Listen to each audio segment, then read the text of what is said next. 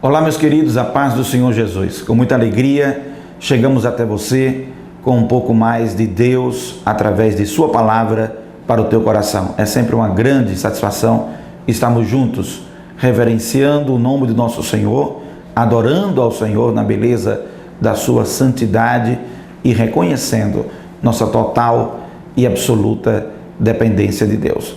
Eu quero compartilhar um pouco mais de Deus contigo através de Sua palavra, como disse, e eu convido para você meditar comigo no livro de Salmos, capítulo de número 37, e o versículo 1 até o versículo de número 5. Olha o que diz a palavra do Senhor. Não te indignes por causa dos malfeitores, nem tenhas inveja dos que praticam a iniquidade, porque cedo serão ceifados como a erva e murcharão como a verdura. Confia no Senhor e faze o bem, habitarás na terra e verdadeiramente serás alimentado. Deleita-te também no Senhor e Ele te concederá o desejo do teu coração. Entrega o teu caminho ao Senhor, confia nele e Ele tudo fará. O salmista, inspirado pelo Senhor, mostra como Deus, através do seu poder, através da sua ação interventora, Deus consegue agir de maneira que a gente nem pode pensar. Às vezes a gente imagina que Deus vai resolver determinadas coisas em nossa vida de um jeito e Deus resolve de outra maneira.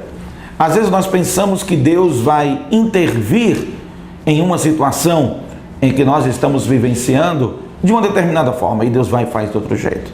Por isso que Deus trabalha de forma que a gente nem consegue pensar, nem consegue imaginar. O modus operandi, a forma como Deus age, nós não temos como dimensionar. Há uma diversidade de metodologias que Deus usa. Há uma variedade muito grande de pessoas, de circunstâncias que Deus utiliza para nos ensinar, para nos exortar, para nos animar, para nos motivar, para nos botar para frente. Deus, na sua sabedoria e na sua visão sistêmica, profunda, de tempo e espaço, Ele consegue saber a melhor forma de agir em relação a cada um de nós. E aqui o salmista, ele propõe algumas coisas que eu considero triviais, comuns, do dia a dia, que nós devemos absorver para poder termos uma qualidade de vida melhor. Se você deseja ter uma qualidade de vida melhor, você tem que pensar dentro de alguns pressupostos, de algumas bases que o salmista lançou nesse salmo e que vão servir de inspiração para esse bate-papo, para essa ministração, para essa conversa nossa agora, nesse momento. Quer ter uma vida de qualidade? Quer ter uma vida boa? Quer ter uma vida equilibrada? Olha o que é a proposta que o salmista traz para a gente. Olha de que maneira você pode focar, desenvolver, praticar uma vida equilibrada.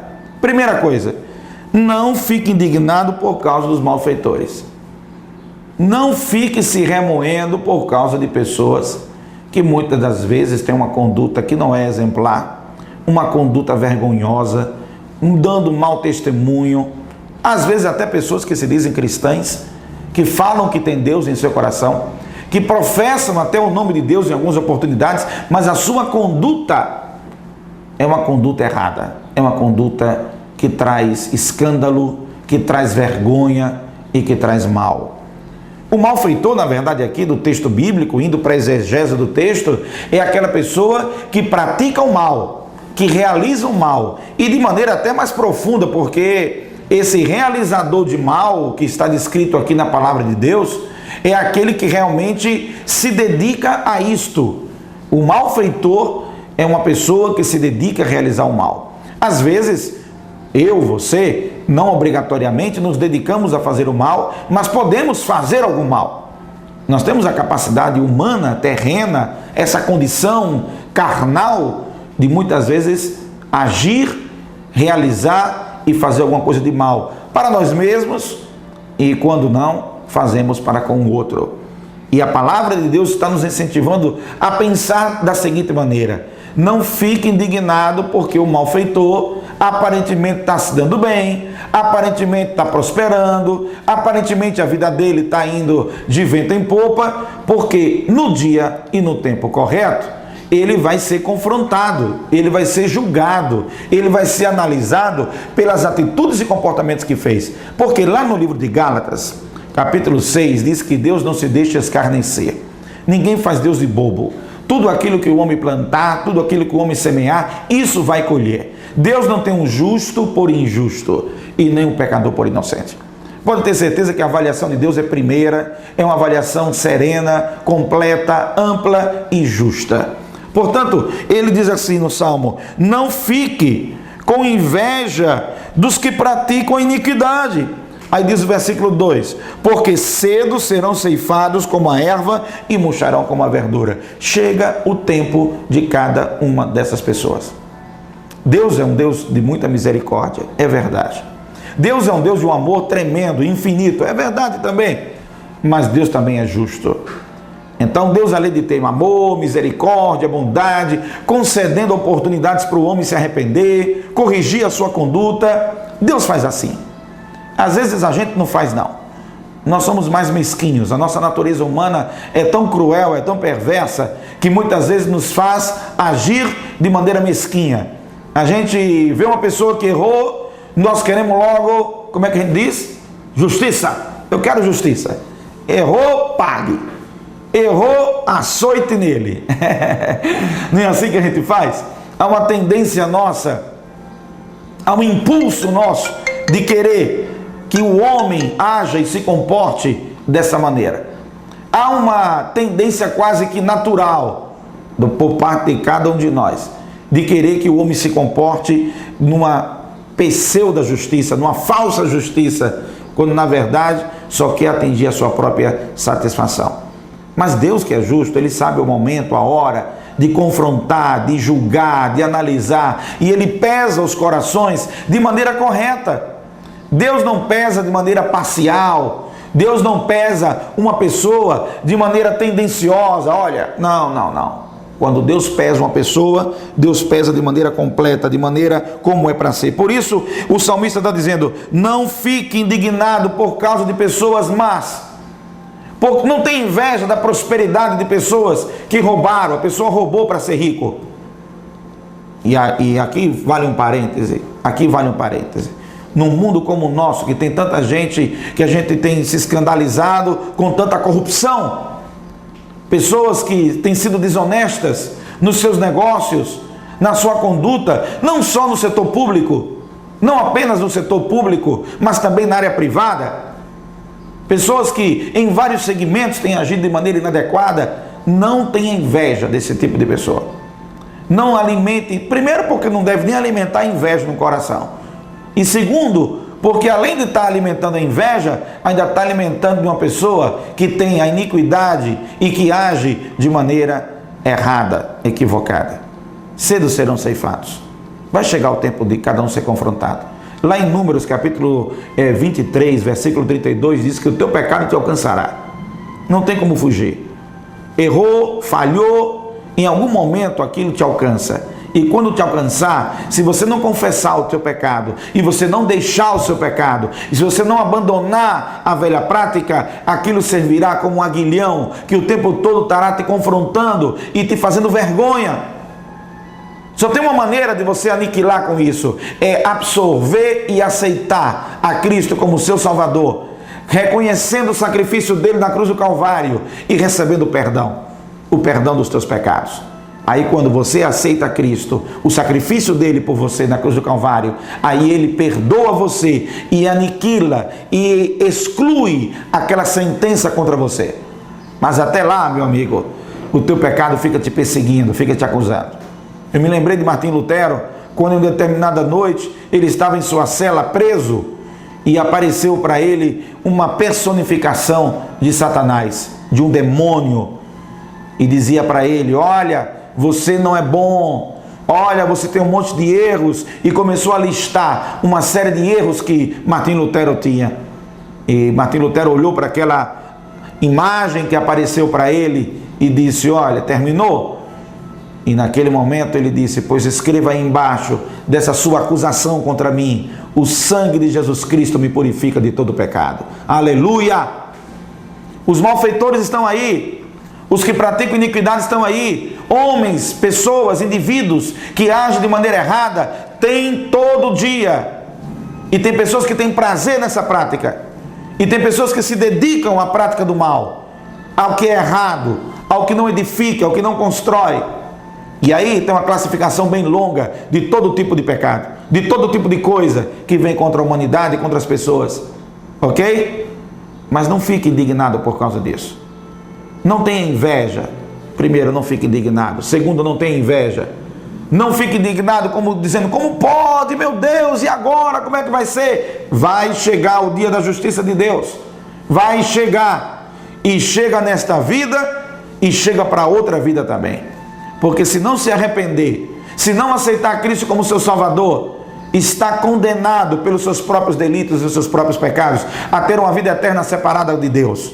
Portanto, tanto nessa vida Deus confronta, como na vida posterior.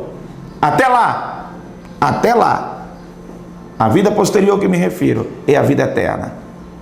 E até lá, Deus sempre está concedendo na sua misericórdia, na sua bondade, oportunidades para o homem se corrigir, oportunidades para o homem mudar, oportunidades para o homem ser transformado pela palavra do Senhor nosso Deus. Portanto, meu querido, que está agora sintonizado aqui, acompanhando essa mensagem, não fique indignado por causa dos malfeitores. Vai chegar, vai ter justiça, vai ter confrontação, vai ter a hora e o momento certo para tratar com cada uma dessas pessoas. Deus faz assim, e Deus, na sua soberania, sabe a hora certa de agir. Às vezes eu quero tomar minhas providências mais cedo do que o tempo de Deus, e não é assim que funciona. O tempo de Deus é que é perfeito. Não tem inveja, não tem indignação por causa disso, porque na verdade a nossa confiança não é que nós vamos deixar para lá, não é que vai ficar o dito pelo não dito, não é que vai ficar aparentemente, como diz o pessoal no popular, tudo vai virar pizza. Não é assim não é assim não. Às vezes aos nossos olhos a gente não sabe o que está acontecendo, de que forma Deus está trabalhando. Vai ter justiça de Deus no tempo certo, na hora certa. Ele aplica, cedo será ceifado, vai murchar como a erva, tem um fim. É isso que ele está querendo dizer. Isso tem um fim, isso vai ter um fim, vai terminar, vai ter um momento de fazer isso, ok? Quer viver equilibrado? Pare de dar conta da vida dos outros, cuide da sua vida. Quer viver equilibrado? Invista em você, ser uma pessoa que age corretamente, que é edificado pela palavra, que se alimenta dela. Não se comporte de maneira inadequada, não se comporte de maneira indevida. Dê um bom testemunho, exalte o nome do Senhor através da sua vida, da sua conduta, ok? Essa é uma ideia que você precisa entender e absorver para o seu coração. Quer viver equilibrado? Quer viver com qualidade? Quer ter qualidade em sua vida? Faça isso. Faça isso. Toda vez que você está muito preocupado com a vida dos outros, você acaba absorvendo muito do que está acontecendo com as outras pessoas. Não é ser insensível à necessidade do outro, isso é diferente.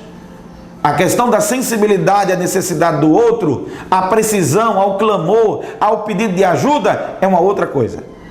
Eu estou falando você está olhando para os erros, para as falhas, para o pecado do outro, e aquilo de certa maneira justificar até o seu próprio pecado. E você dizer: não, olha, eu peco, mas aquele ali peca mais do que eu. É nesse sentido que eu estou falando. Ou você está dando conta da vida do outro porque o outro está fazendo mal, e o seu mal é um malzinho, né? Você está fazendo um malzinho, o outro está fazendo um malzão. O seu pecado é um pecadinho, é só um pecadinho. Que é isso, pastor? Que é isso? É só um pecadinho. O outro não, o outro é um pecadão. Olha, em vez de você entrar nessa interpretação, nessa linha de conduta, em vez disso, no lugar disso, você tem que perceber 3 palavras que o salmista propõe para você. Em vez de ficar indignado com os malfeitores, ou estar tendo inveja daqueles que praticam iniquidade, porque o dia dessas pessoas chega, o momento dessas pessoas chega, pode ter certeza disso? Em vez disso, ele propõe 3 coisas. Primeiro, confia no Senhor. É o versículo de número 3. Segundo, deleita-te também no Senhor. E terceiro, entrega o teu caminho ao Senhor. Olha que coisa linda. Confiar, se deleitar e entregar. Isso aqui é, olha, é uma tríade maravilhosa. Só cada palavrinha dessa traríamos um sermão, uma ministração sobre cada palavra. Mas eu quero falar de maneira objetiva, em virtude de o meu foco nessa ministração é mostrar para você um caminho para o equilíbrio, para a vida de qualidade, ok? Não fique se importunando com o progresso, com o crescimento de pessoas que agem de maneira errada. Isso aí não é modelo para você. Não dê conta dessas pessoas, dê conta de você. Siga um modelo bíblico cristão, respeitando os parâmetros da palavra de Deus. Depois, passou isso? Confie que Deus vai julgar cada um de nós com reta justiça. E Ele sabe como fazer isso. Ok? Aí você vai entrar para as 3 palavras que vão te orientar. Confia no Senhor. Sem confiança não existe relacionamento. Não tem como ter relacionamento se não existe confiança. Se você não confia em Deus, não existe relacionamento com Deus. Se você não confia em Deus, não há como você construir um relacionamento seguro com Deus. Não existe, como acabei de dizer, nem relacionamento. Para ter relacionamento com Deus tem que ter confiança. A confiança é a primeira base. Confia no Senhor e faça o que é certo, faça o bem, faça o que é direito. Não, mas fulano está fazendo errado. Ei, fulano não é modelo para você, ok? Fulano não é parâmetro para você. O seu parâmetro são aqueles que estão se conduzindo conforme a palavra do Senhor. O seu parâmetro são os que agem de maneira certa, ok? E cuidado com os exageros, com os factoides. Cuidado com as ideias que são muitas vezes disseminadas, que ninguém presta, que ninguém faz nada certo, que não tem ninguém que faça as coisas de maneira honesta. Isso não é verdadeiro. De tanta gente ouvir falar de corrupção, mentira e engano, a gente começa a pensar que não existem mais pessoas corretas ou honestas. E existem sim. Existem muitas pessoas, muitas, não são poucas não, muitas pessoas corretas, honestas. E essas pessoas são parâmetro para você.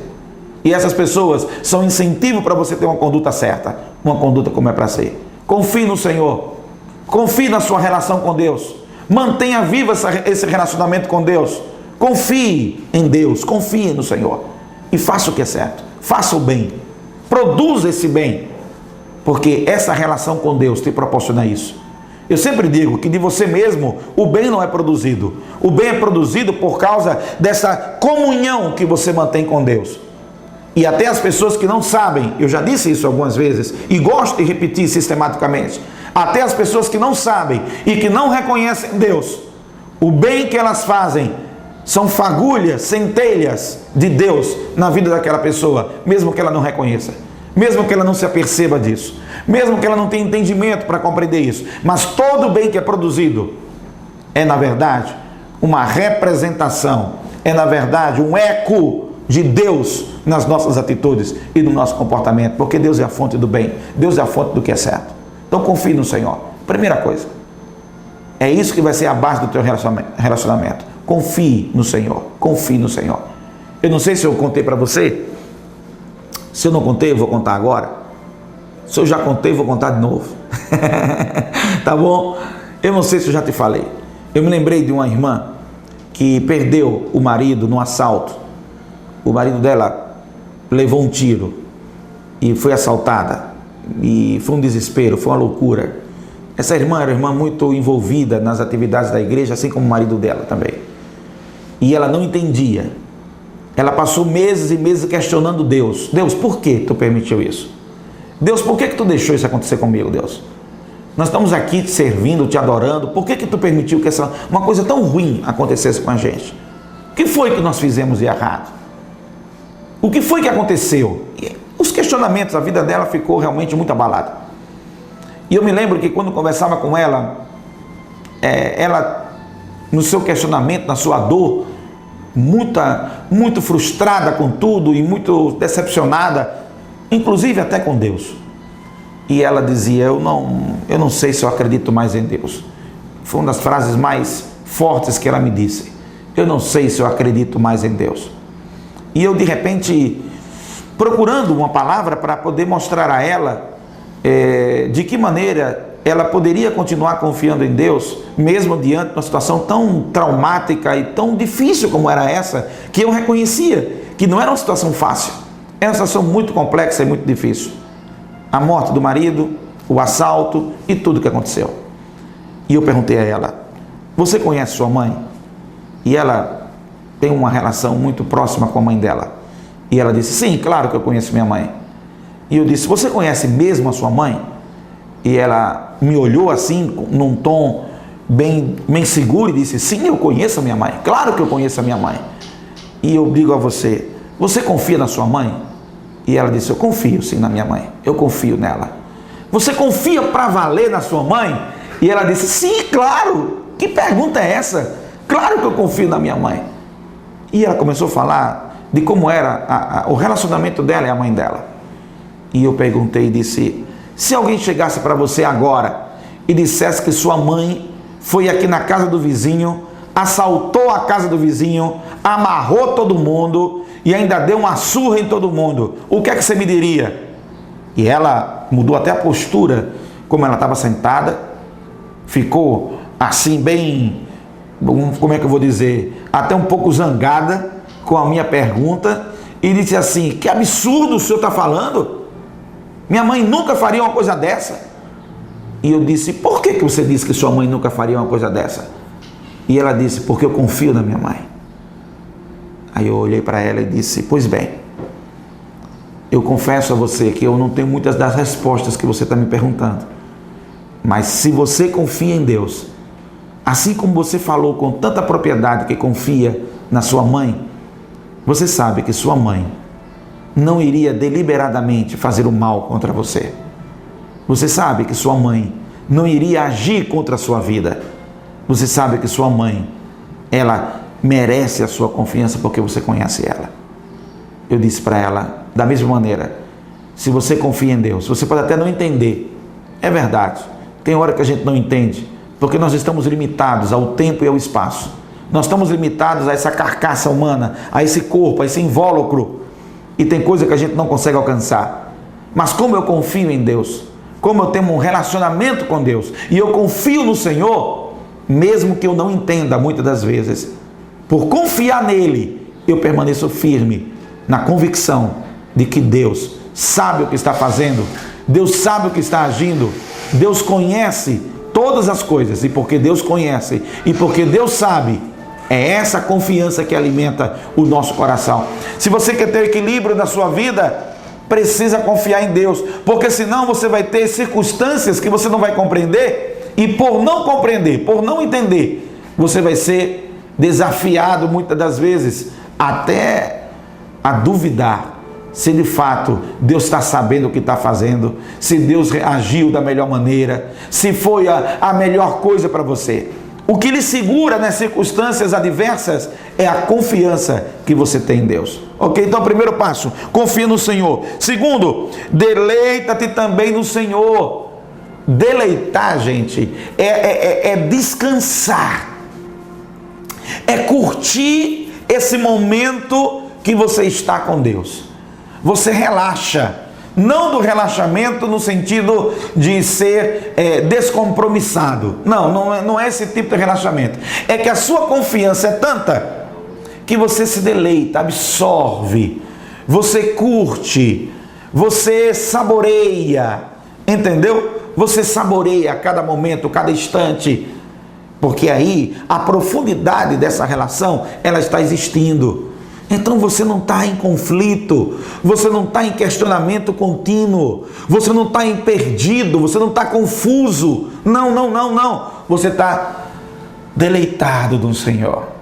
Às vezes eu fico imaginando uma imagem de alguém deleitado no Senhor. Eu fico pensando em alguém às vezes que deita assim na beira de uma praia, abre os braços e o vento soprando no seu rosto, o som do mar chegando até os seus ouvidos, e você está lá completamente relaxado, tranquilo, curtindo aquele momento, aquele instante. Deleitar no Senhor faz parte desse desarmar, de baixar as suas defesas, entendeu? De pegar as muralhas, as barreiras que nós criamos muitas vezes, todos os dias, e colocar por terra todas as barreiras e dizer: Senhor, eu sou teu. Senhor, a minha vida é tua. Senhor, eu estou em comunhão, eu estou conectado contigo, Senhor.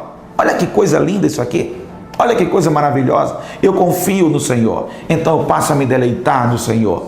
E aí, automaticamente, a minha vida está conectada com Deus, e eu estar conectada com Deus, eu passo a desejar, eu passo a almejar, eu passo a querer o que Deus quer para mim. Eu passo a querer cumprir a vontade de Deus. Por isso que tudo aquilo que vem ao meu coração, o Senhor concede, porque o que eu estou querendo é aquilo que Deus quer. Eu estou tão conectado, estou tão sem amarras, eu estou tão sem defesas levantadas. Eu não estou naquela posição de defesa, estou aqui me armando, contra-argumentando, não. Eu estou entregue, eu estou deleitado, eu estou na conexão com Deus.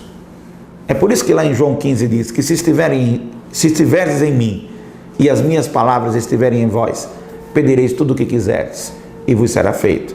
Porque há uma conexão que a sua mente passa a pensar da maneira como Deus ensina, da maneira como Deus orienta, com os valores e princípios de Deus. E isso gera em você uma nova proposta de vida, um novo parâmetro. É o que Paulo chama da mente de Cristo. É uma coisa linda isso aqui, gente. E esta nova mente, esse novo pensar, esse novo homem, você se despoja, você se livra do velho homem e absorve uma nova proposta de vida. E nessa nova proposta de vida, os seus desejos, o seu anelo é fazer a vontade de Deus, é agradar ao Senhor. E por isso que automaticamente é que Deus concede o desejo do nosso coração, porque na verdade você está deleitado, você está completamente assim, sem barreiras, você está absorvido e se inteirando com essa visão de vida. E aí vai acontecer o terceiro e último passo. Depois de confiar, deleitar, você vai para a entrega. Aí na entrega, é literalmente uma entrega. Está aqui, ó. Está aqui. É uma entrega. É abrir mão do seu eu, abrir mão de suas vontades. Agora o que prevalece não é simplesmente o que eu quero. O que eu quero pode ser carnal, mesquinho, pode ser instintivo, pode ser reativo, pode não fazer nenhum sentido. E na verdade, só porque eu quero, ou só porque eu desejo, não quer dizer que é legítimo. Ser legítimo, ser verdadeiro, não é simplesmente atender o desejo do seu coração. Porque o desejo do seu coração, o que você quer, pode não representar de fato e de verdade aquilo que é o melhor para você e ainda por cima, aquilo que Deus quer para você. Portanto, quando você diz assim, a palavra de Deus está dizendo aqui, entrega o teu caminho ao Senhor, confia nele e ele tudo fará, é porque vem uma sequência de confiança atrás, de deleite, de curtir, de absorver, de querer Deus. E aí você passa a entregar, abre mão de si e passa a viver uma vida conforme a proposta do nosso Criador, o Senhor Deus. Esse é o modelo de vida. Aí é o que Paulo chama de nova criatura. Não vivo mais eu, mas Cristo vive em mim. Aí você está se entregando, você passa a ser regido por essa palavra. Essa palavra passa a reger você. E isso gera, muitas das vezes, um embate, porque a sua velha natureza, o seu eu, vai o tempo todo querer se manifestar, vai o tempo todo querer que você volte às práticas antigas, e aí você vai ter que decidir se vai seguir a Cristo, se vai entregar ou vai segurar. Se vai entregar ou de fato você vai viver uma resistência o tempo todo, resistindo a Deus, resistindo a palavra dele. Aí você vai ter que tomar a sua decisão. Então eu te incentivo, eu te encorajo a você ter uma vida producente, uma vida equilibrada, uma vida de qualidade. Não fique indignado com os malfeitores, vai chegar o momento de cada um deles. Não tenha inveja dos que praticam iniquidade. Não. Não queira ter aquilo que não é para você ter. Não queira, porque aquele está comprando isso, porque aquele comprou aquilo outro, então eu tenho que comprar também, e E muitas vezes você acaba alimentando desejos que lhe trazem muito peso e lhe trazem até muito mal. Não tenha inveja dos malfeitores, não tenha inveja das pessoas que praticam iniquidade. Vai chegar o momento deles, ok? Faça o seguinte, no lugar de estar se preocupando muito com a vida dos outros, comece a olhar para a sua vida e confie no Senhor, deleite, curta Deus, se deleite no Senhor, se alimente de Deus, ok? Se conecte com Deus. E em terceiro lugar, entregue a Deus. Entregue, está aqui, Senhor, minha vida está diante das tuas mãos. Eu confio em Ti, eu estou deleitado em Ti. Essa é a sua proposta de vida. Essa é a proposta de vida para a palavra. Essa é a proposta de vida de Deus através desse salmo para você. Que isso aqui, que essas reflexões sirvam para te alimentar, que você seja abençoado por Deus em tudo que você estiver fazendo e que você tenha uma vida de qualidade, é o meu desejo. Que Deus te abençoe na sua casa, na sua família, no seu trabalho, na sua igreja, aonde você estiver, que você seja uma bênção de Deus. Até o nosso próximo encontro.